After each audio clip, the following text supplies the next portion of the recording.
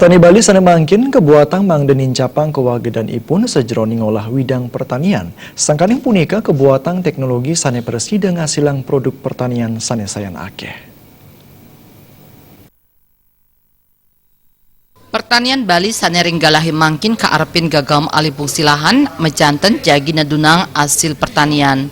Teknologi sane becik mejanten jagi ngewowohin hasil pertanian. Manut Dekan Fakultas Pertanian Universitas Warmadewa Dewa Nyoman Sadguna melarapan antuk ngadungang teknologi pertanian keaptiang Presiden Capang produk pertanian.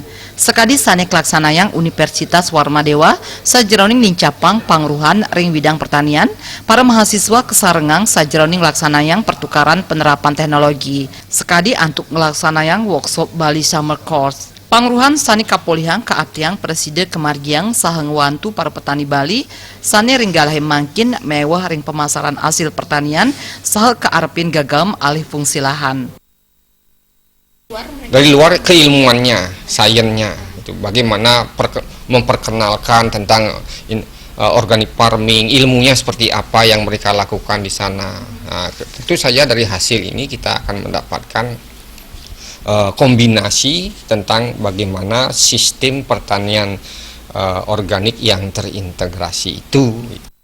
Ring selantur ipun pertanian Bali keaptiang Presiden sayan ngelimbak napi malih pindah ke genah pariwisata sane taler ngandelang agrowisata.